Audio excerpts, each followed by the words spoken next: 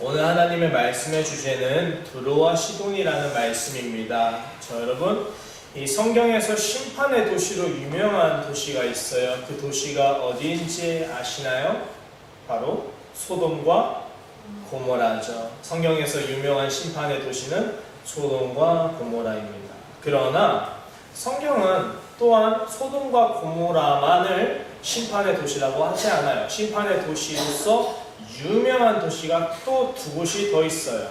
예수님은 그래서 소돔과 이 두 도시를 함께 말씀하신 적이 있지요. 그 두 도시가 바로 오늘 본문에 나오는 두로와 시돈이라는 두 도시입니다. 이 두 도시는요, 각각 도시 국가에, 예를 들어서 우리나라 옛날에 고구려, 신라, 백제 있었던 것처럼 이 한 땅덩어리 가나안 지역에 두로라는 도시 나라도 있었고 시돈이라는 나라도 있었어요. 왜 도시국가라고 하냐면 그 규모가 도시만 했으니까. 자, 어쨌든 이 두 나라가 있었습니다. 그런데 예수님께서 이렇게 말씀하셨어요. 마태복음 11장 20에서 24절을 보겠습니다. 앞에 보시면 예수님께서 권능을 가장 많이 행하신 모일들이 회개하지 아니하므로 그때 책망하셨어요. 어떻게 말씀하셨느냐? 21절 화 있을진저 고라시나 화 있을진저 베세다. 이 두 지역 고라신과 베세다의 권능을 정말 많이 행하셨거든요. 그런데 얘네가 회개를 안 하니까 화가 있을 것이다. 왜요? 너희에게 행한 모든 권능을 어디에서? 두로와 시돈에서 행하였더라면 그들이 벌써 베옷을 입고 제앉아 회개하였으리라. 내가 너희에게 이르노니 심판날에 두로와 시돈이 너희보다 견디기 쉬우리라. 자, 그리고 23절에 뭐라 하시느냐? 가버나움아 내가 하늘에까지 높아지겠느냐. 이번에는 가버나움이라는 동네에 권능을 많이 행하셨는데 얘네도 회개하지 않으니까 말씀하신 거예요. 음부에까지 낮아지리라. 내게 행한 모든 권능을 소돔에서 행하였더라면 그 성이 오늘까지 있었으리라. 내가 너희에게 이르노니 심판날에 소돔 땅이 너희보다 견디기 쉬우니라 하시니라. 아멘. 여러분, 예수님께서 기적을 많이 행하신 마을들을 책망을 하시는데 지금 어떤 도시들을 비교하고 있느냐? 아까 두로와 시돈과 마지막 소돔, 고모라는 여기 없죠. 물론 당연히 고모라는 소돔이랑 친구예요. 다시 두로와 시돈과 소돔을 서로 비교하고 있어요. 자, 그러면 우리의 질문, 소돔이 심판의 도시인 것은 여러분 얼추 많이 들으셨을 거예요. 어떤 사건이 있었죠? 아브라함의 조카 롯이 소돔에서 살았는데 소돔 사람들이 워낙 악해서 하나님이 보내신 천사까지 해하려고 하자 하나님이 얘네는 구제불능이다 해서 불과 유황으로 그 나라를 쓸어버리셨는데 그때 롯에게 천사를 보내셔서 야 너는 도망가라. 도망갔죠. 그러다 롯의 아내가 집 뒤에 훔쳐놓은 보물들이 너무 아까워서 돌아보자마자 소금 기둥이 되어서 굳어버렸다라는 말씀이었죠. 소돔에 대해서는 잘 알아요. 그러면 두로와 시돈에 대해서 혹시 들어보신 적이 있나요? 없죠. 없을 거예요. 많이 없을 거예요. 두로와 시돈이 심판으로 유명한 대명사가 되어서 예수님까지 인용할 정도로 유명했던 이유가 무엇일까 하니까 오늘 우리가 보는 에스겔 26장 때문이에요. 에스겔 26장, 27장, 28장 이렇게 세 장은요 두로와 시돈에 대해서 엄청나게 많은 이 묘사를 할애하고 있어요. 여러분, 에스겔은 어떤 말씀입니까? 에스겔을 우리가 지난 한 달 동안 쭉 살펴보았는데 에스겔의 대표적인 메시지 두 개예요. 첫째, 심판이에요. 둘째, 심판 후에 뭐가 올까요? 다시 회복이 있는 거죠. 똑똑하십니다. 그래서 에스겔의 구조는요 총 48장 중에 1에서 24장까지는 하나님의 백성, 자기 백성에 대한 심판의 말씀이었는데요 25장부터 32장까지는요 그 하나님의 백성을 타락하게 하고 망하게 했던 장본인이 7 이방 나라를 향한 심판의 말씀인 거예요. 그리고 33장부터 마지막 장까지는 이스라엘 향한 회복과 소망의 말씀인 거죠. 그럼 오늘 본문은 26장 1절에서 6절까지잖아요. 정확히는 26장에서 28장의 말씀을 제가 요약한 거예요. 그러면 26에서 28장은 이 세 가지 중에 어디 들어있을까요? 중간. 7 이방 나라를 향한 심판의 말씀 중에 이 두로와 시돈이 그 7 나라 중에 두 군데라는 거예요. 자, 그렇다면 이 두로와 시돈이 이렇게 언급된 이유, 심판의 도시로 유명하게 된 이유에는 먼저 뭐가 있느냐? 이들이 하나님의 백성을 망하게 한 장본인 중에 장본인이었기 때문에 이들은 하나님의 심판을 받았던 거죠. 정리하겠습니다. 소돔과 고모라는 하나님의 사람 롯을 괴롭게 했고 그 주변에 악이 너무 넘쳐났기 때문에 망했던 거예요. 마찬가지로 이 두로와 시돈 또한 하나님의 백성인 하나님의 사람들 이스라엘을 괴롭게 했고 우상숭배로 타락하게 했고 망하게 했기 때문에 이들 또한 하나님의 심판을 받을 수밖에 없는 거예요. 두로와 시돈이 그냥 심판의 도시가 아니었구나. 이스라엘 멸망에 아주 큰 기여를 한 중대한 죄를 지은 나라였구나라는 것을 우리가 알 수 있어요. 그래서 오늘 말씀의 내용은 이러합니다. 하나님의 백성을 무너뜨리는 존재의 정체는 무엇일까?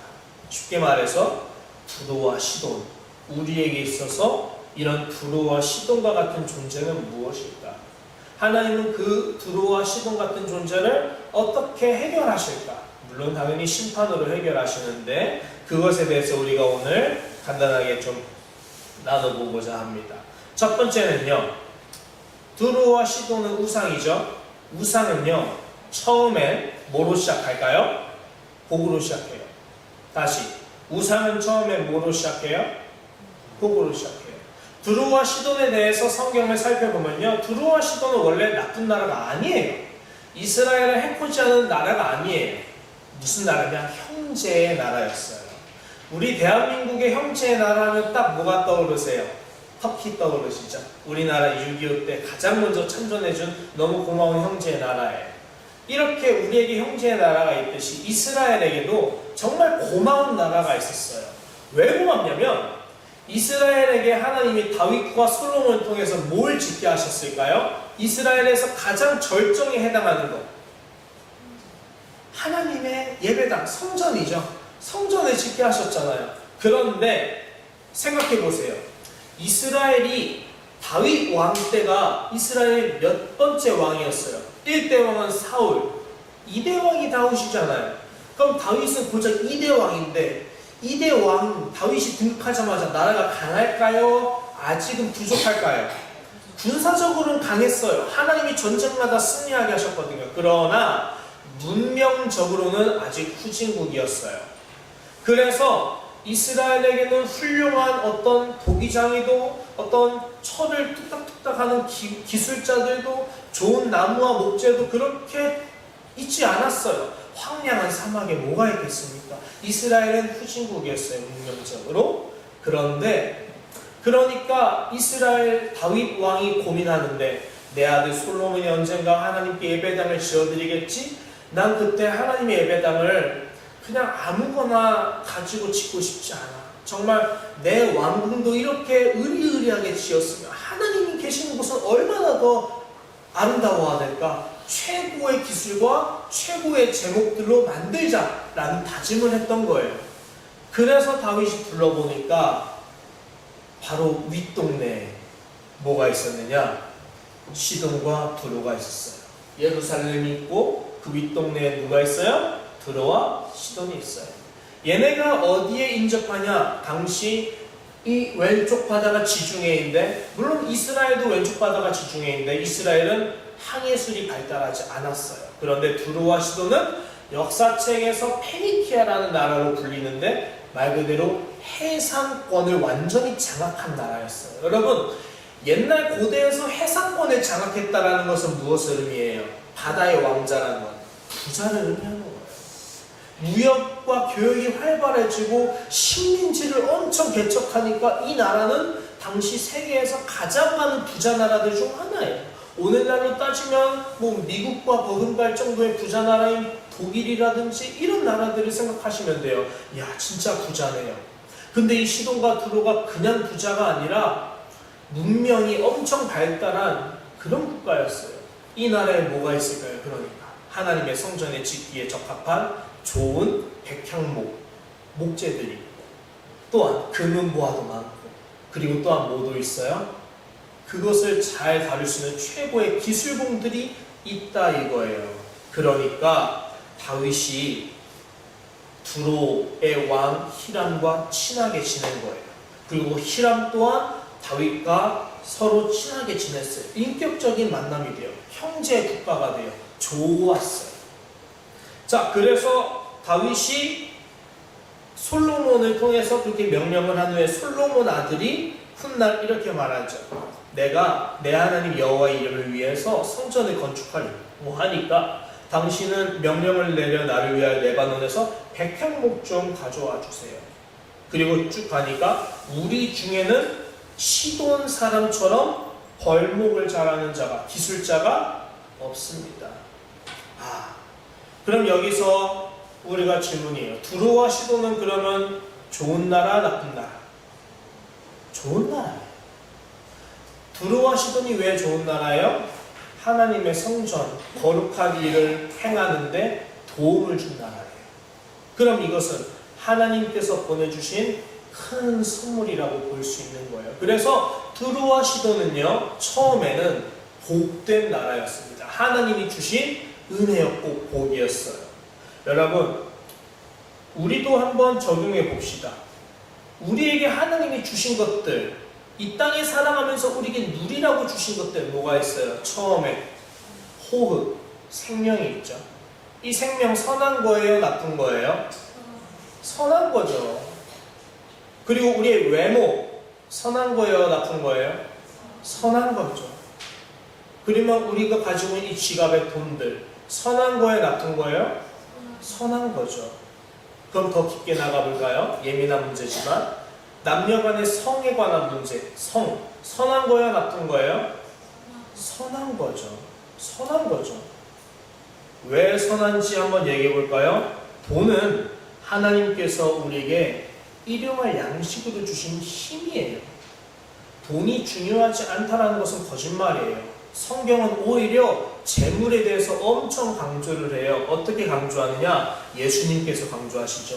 일용할 양식을 우리에게 주시옵고 날마다 일용할 양식을 우리에게 주시옵고라고 기도하라고 하셨잖아요. 하나님께서는요, 우리에게 돈을 주신 이유가 세상을 살아갈 때 굶지 말고 잘 먹고 잘 살고 행복하게 살라고 주신 힘이고 하나님의 선물임을 인정해야 돼요. 성경이 인정하기 때문이에요. 성은 또한 왜 하나님이 주신 선물이냐? 남녀가 만나서 부부가 되었어요. 그럼 부부가 되면 이제 더 깊게 서로 사랑하는 행위를 하게 돼요. 그 행위를 통해서 사랑하는 상대방에 대해서 마음과 몸과 모든 끝까지를 알게 되고 비로소 이해하게 돼요. 그리고 비로소 상대에 대해서 내 몸같이 여길 수 있는 마음이 생겨요. 이게 성의 비밀이요, 하나님이 주신 성의 기쁨이에요. 그리고 그것의 두 번째 영역은 뭐예요? 우리를 닮은 새로운 생명을 잉태하게 해주셔서 하나님이 나를 어떻게 여기시는지 조금이나마 이해할 수 있도록 주시는 삼위일체 하나님의 서로 사랑하는 그 통을 우리도 따라가게 하시는 거죠. 이게 성이라는 것을 하나님이 우리에게 주신 놀라운 비밀이자 기쁨이에요. 그러니까 돈과 성은 뭐예요? 복이에요. 이렇게 우리가 생각하는 쉽게 우리가 우상 아니야? 이거 나쁜 거 아니야? 중립적이지 못하게 우상으로 오해하고 있는 것들이 있어요. 뭐예요? 사람의 지식, 지혜, 돈, 성, 명예, 즐거움, 그런 것들 다 하나님이 주신 복이에요. 그것을 성경이 말하고 있어요. 자, 그래서 성경에 이렇게 나와 있어요. 잠언 22장 4절 읽어볼까요? 시작! 겸손과 여호와를 경외함의 보상은 재물과 영광과 성령이니라. 하나님의 보상이에요. 그리고 두 번째 전도서 5장 19절 읽어볼까요? 시작! 또한 어떤 사람에게든지 하나님이 재물과 부유를 그에게 주사 능히 누리게 하시며 제 몫을 받아 수고함으로 즐거워하게 하신 것은 하나님의 선물이라. 아멘. 하나님의 무엇이라? 선물이라. 절대 오해하시면 안 돼요. 내가 돈을 많이 벌었다, 많이 주시는 대로 누리면서 하나님의 영광을 위해 살고 즐거워하는 거 하나님의 선물이에요. 그것 말고도 내게 사랑하는 남편과 아내 그런 걸 주셨다, 그런 사랑을 주셨다, 그와 함께 서로 사랑하는 사랑의 행위를 나누는 거 하나님 앞에서 얼마든지 열심히 할 수 있는 기쁨이자 즐거움이에요. 그런 것들을 악하게 보는 게 잘못된 거고 선하게 봐야 돼요. 그것을 디모데전서는 우리에게 이렇게 설명을 해요. 읽어보겠습니다. 시작. 하나님께서 지으신 모든 것이 선함에 감사함으로 받으면 버릴 것이 없나니 하나님의 말씀과 기도로 거룩하여 짐이라. 아멘. 첫 번째 요시는 그러므로 결론이 이겁니다. 모든 것이 선합니다. 두로와 시돈도 선했습니다. 우리에게 주신 하나님의 선물은 모두 선합니다. 이제 두 번째로 넘어가야 돼요. 그게 첫 번째 후반에 있어요. 어떤 조건이 달려있어요? 뭐로 받아야 선할까요? 뭐로 받아야 버릴 것이 없을까요? 뭐로 받아야 거룩한 것일까요? 감사와 기도로 거룩하여 주고요. 감사함으로 받아야 돼요. 여기에 무엇이 있느냐? 하나님이 계세요. 이 말씀의 중심에 뭐가 있다고요? 하나님이 계시다고요. 반대로 생각해 볼까요? 누가 없으면 이것은 거룩하지 않을까요? 하나님이 없으면 거룩하지 않아요. 당연한 사실이에요. 두 번째는 그래서 이겁니다. 하나님이 주신 복을 그것을 주신 하나님보다 더 사랑하고 집착하게 되면 우상이 되는 겁니다. 자, 성경 말씀을 좀 보겠습니다. 잠언 3장 9절.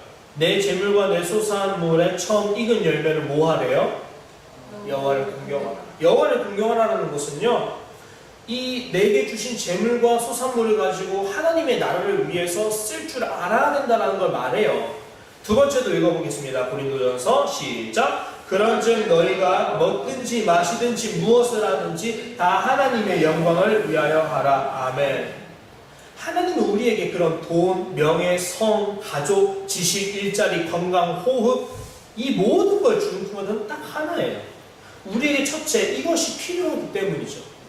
이것이 없으면 살 수 없어요. 필요해요. 그러나 두 번째, 그것을 통해서 우리가 그것을 주신 하나님을 감사하고 하나님을 기뻐하며 하나님을 더 사랑하길 원하시기 때문이에요.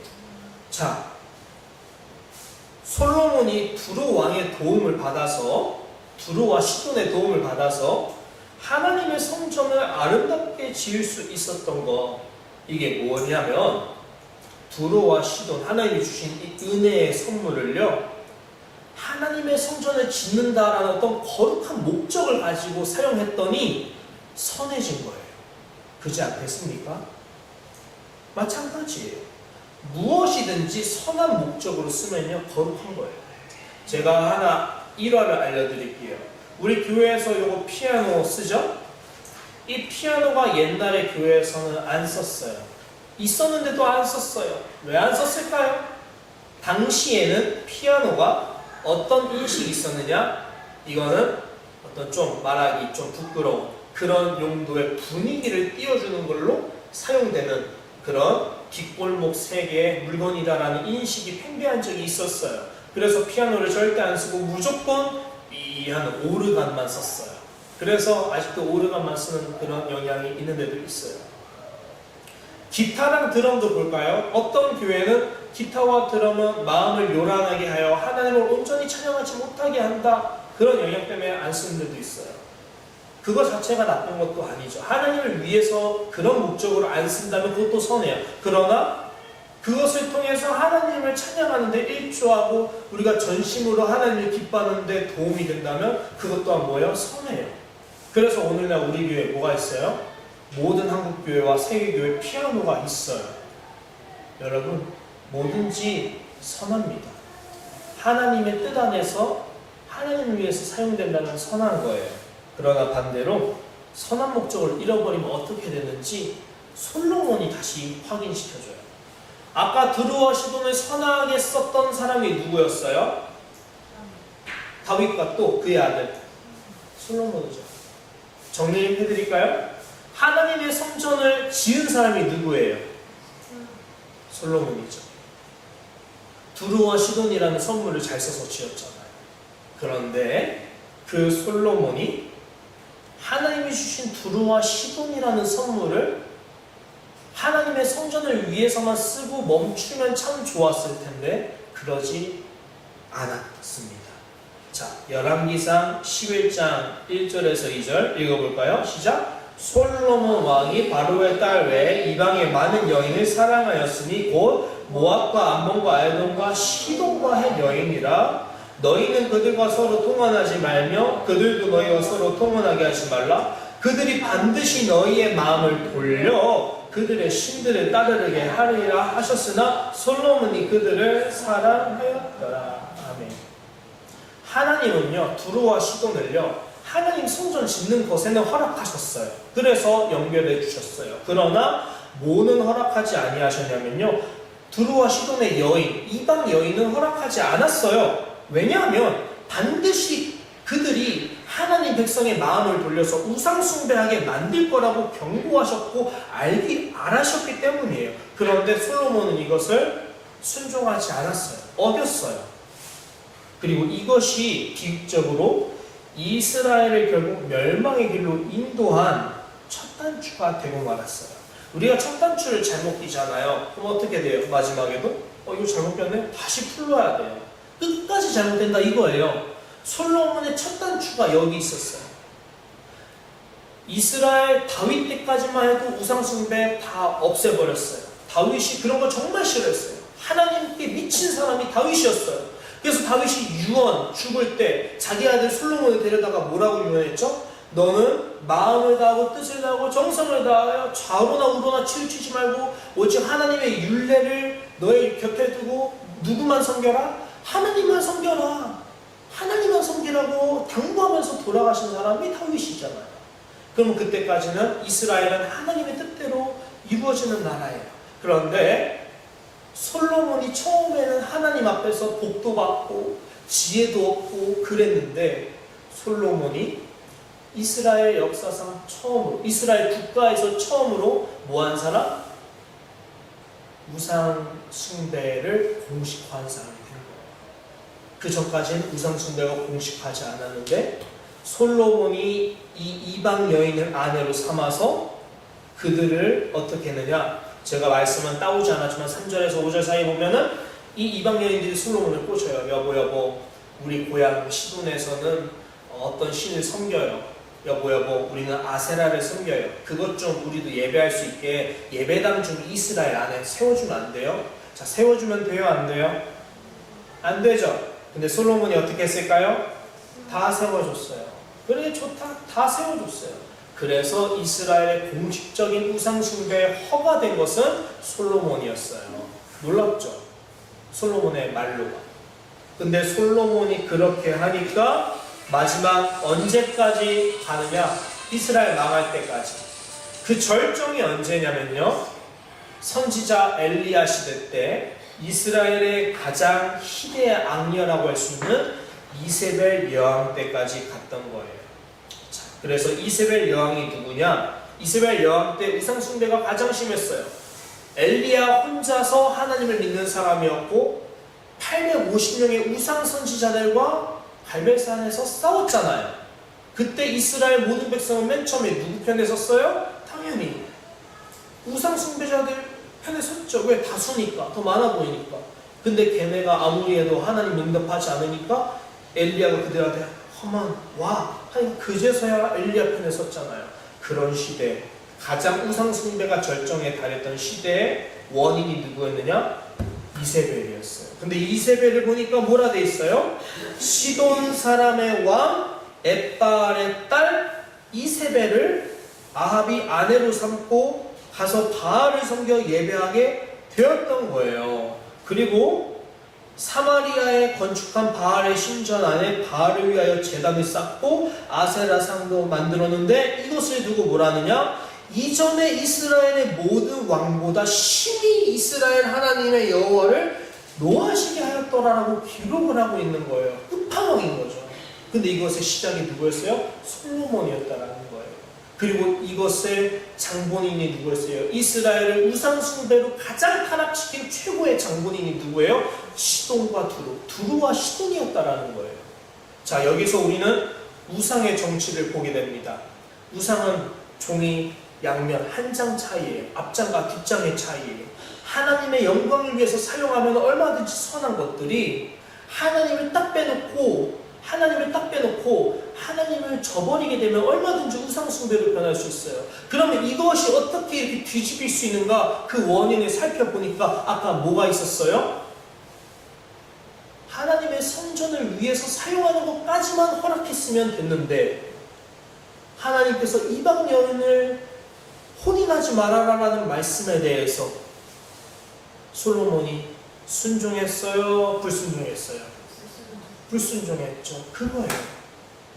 하나님이 내게 주신 재물, 자녀, 돈, 명예, 지혜, 지식, 나의 생명, 나의 시간, 이 모든 것들이 선하게 될 수 있는 건 순종함인데 이 모든 것들이 거룩함을 떠나서 우상숭배로 변질되는 순간 딱 하나예요. 내 마음이 하나님 말씀에 순종하기 싫어할 때는 이것들이 악한 용도로 얼마든지 흘러갈 수 있다라는 걸 오늘 성경 우리에게 충분히 교훈을 주고 있어요. 세 번째는 이거예요. 그럼 우상은 뭘까 하니까 우리의 친구가 아니라 왼수라는 거예요.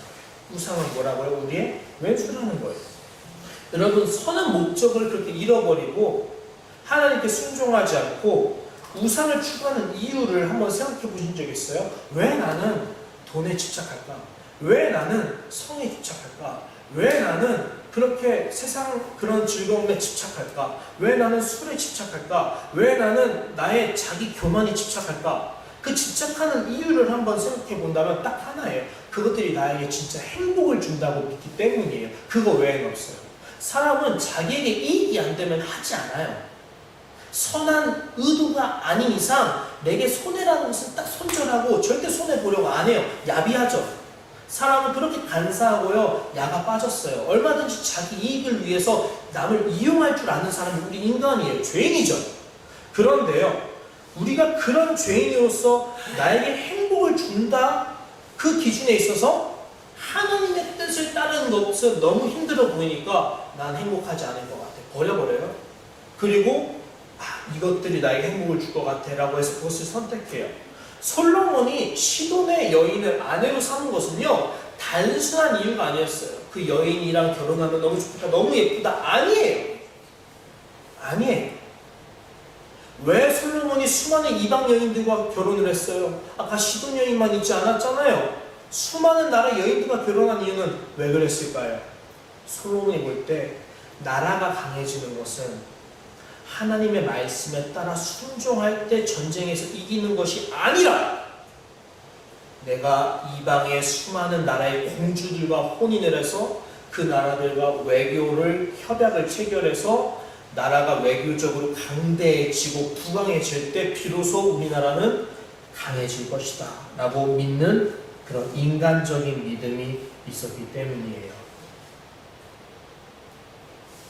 자녀를 예를 들어볼까요? 하나님이 나에게 자녀를 주신 이유가 뭘까요? 저도 언젠간 자녀를 이렇게 하나님께서 주실 텐데 저도 욕심이 있어요. 제 자녀가 있다면 좋은 대학 갔으면 좋겠어요. 안정적인 직장 가졌으면 좋겠어요. 정말 그래요. 저도 여러분과 똑같은 성정을 가진 사람인지라 자녀가 목사님이 된다 하면은 저는 솔직히 할 것 같아요. 힘들고 어렵고 한데 앞으로 세대는 더 악해질 텐데 너 감당할 수 있겠니?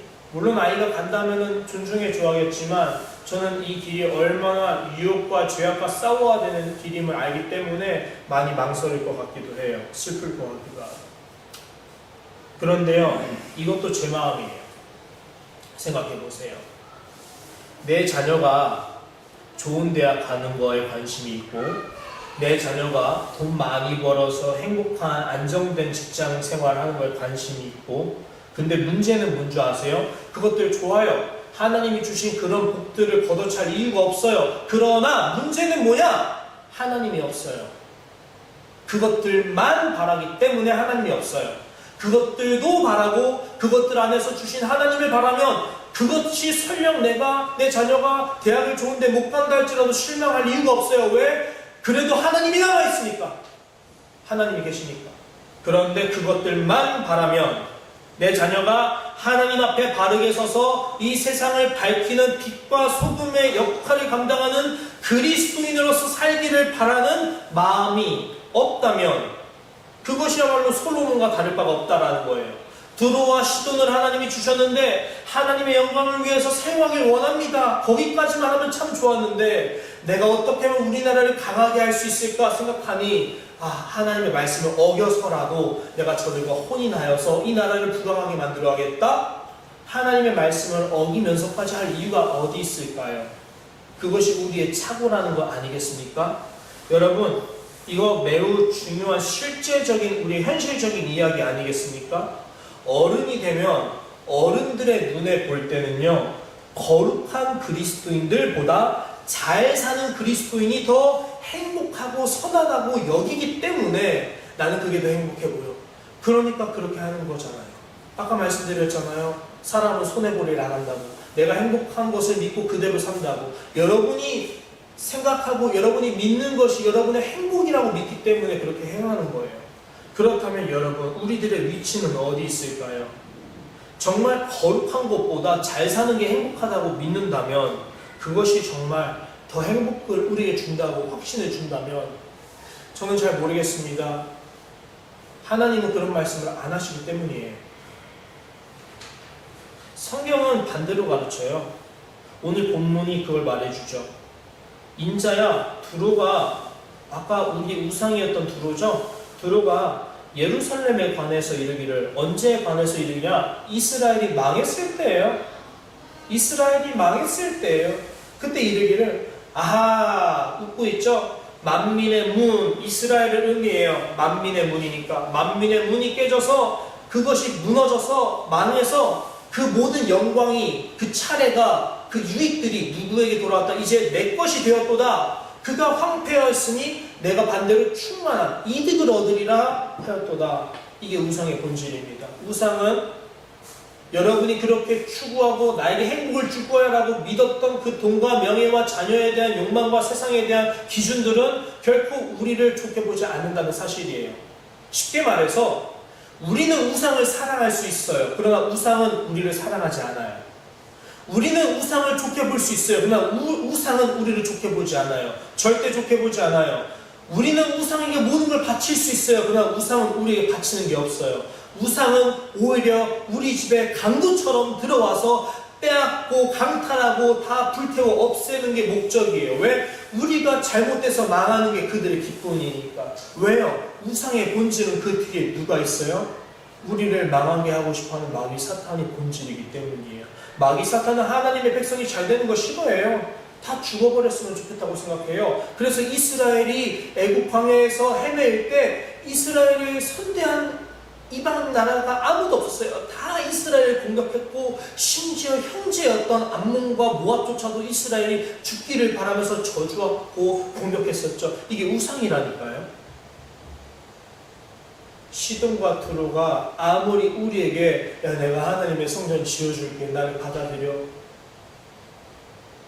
돈과 명예와 자녀가 내가 당신에게 행복을 줄게요, 나를 받아들여야죠.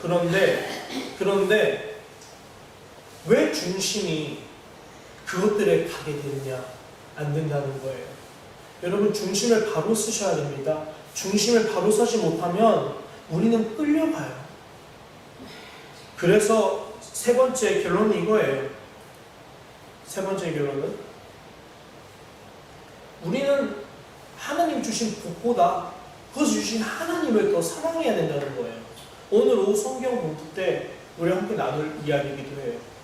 내게 주신 분, 복을 내게 주신 분, 하나님을 더 의지하는 사람이 지혜로운 거예요.